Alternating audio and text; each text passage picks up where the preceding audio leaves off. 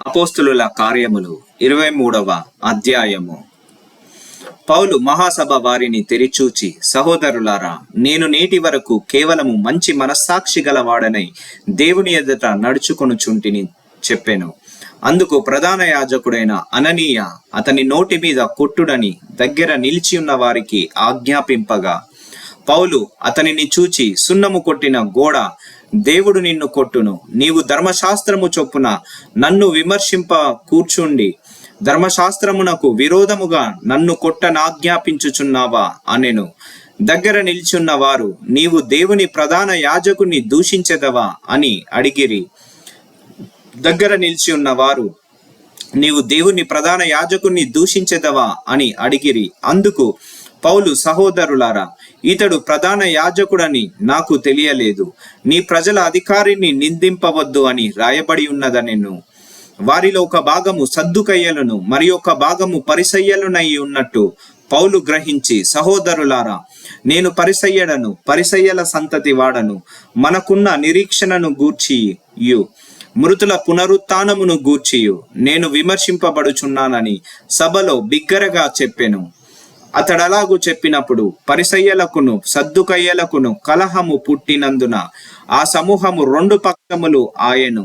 సద్దుకయ్యలు పునరుత్థానము లేదనియు దేవదూత అయినను ఆత్మ అయినను లేదనియు చెప్పుదురు గాని పరిసయ్యలు రెండును కలవని ఎప్పుకొందిరు. అప్పుడు పెద్ద గొల్లు పుట్టెను. పరిసయ్యలు పక్షముగా ఉన్న శాస్త్రులలో కొందరు లేచి, ఈ మనుష్యుని యందు ఏ దోషమును మాకు కనబడలేదు. ఒక ఆత్మ అయినను దేవదూత అయినను అతనితో కూడా మాటలాడి ఉండవచ్చునని చెప్పుచు తగువులాడిరి.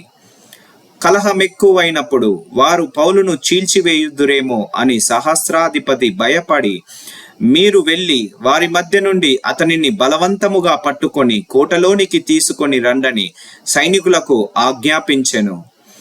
ఆ రాత్రి ప్రభువు అతని యొద్ద నిలుచుండి, ధైర్యముగా ఉండుము, యెరూషలేములో నన్ను గూర్చి నీవెలాగూ సాక్ష్యమిత్తువో అలాగున రోమాలో కూడా సాక్ష్యమియ్యవలసి ఉన్నదని చెప్పెను. ఉదయమైనప్పుడు యూదులు కట్టుకట్టి తాము పౌలును చంపు వరకు అన్నపానములు పుచ్చుకొనమని ఒట్టు పెట్టుకొనిరి. ఈ కుట్రలో చేరిన వారు 40 మంది కంటే ఎక్కువ. వారు ప్రధాన యాజకుల యొద్దకును పెద్దల యొద్దకును వచ్చి, మేము పౌలును చంపు వరకు ఏమీ రుచి చూడమని గట్టిగా ఒట్టు పెట్టుకొని ఉన్నాము. కాబట్టి మీరు మహాసభతో కలిసి అతనిని గూర్చి మరి పూర్తిగా విచారించి తెలుసుకొనబోవునట్టు అతనిని మీ యొద్దకు తీసుకొని రమ్మని సహస్రాధిపతితో మనవి చేయుడి. అతడు దగ్గరకు రాకమునుపే మేమతన్ని చంపుటకు సిద్ధపడి ఉన్నామని చెప్పిరి. అయితే పౌలు మేనల్లుడు వారు పొంచి ఉన్నారని విని వచ్చి కోటలో ప్రవేశించి పౌలుకు ఆ సంగతి తెలిపెను. అప్పుడు పౌలు శతాధిపతులలో నొకనిని తన యొద్దకు పిలిచి, ఈ చిన్నవాణిని సహస్రాధిపతి యొద్దకు తోడుకొని పొమ్ము, ఇతడు అతనితో ఒక మాట చెప్పుకొనవలెనని ఉన్నాడనెను. శతాధిపతి సహస్రాధిపతి యొద్ద కతని తోడుకొని పోయి, ఖైదీ అయిన పౌలు నన్ను పిలిచి నీతో ఒక మాట చెప్పుకొనవలననియు ఈ పడుచువాణిని నీ యొద్దకు తీసుకొని పొమ్మని నన్ను అడిగేనని చెప్పెను. సహస్రాధిపతి అతని చెయ్యి పట్టుకొని అవతలకు తీసుకొని పోయి, నీవు నాతో చెప్పుకొనవలనని ఉన్నదేమని ఒంటరిగా అడిగెను.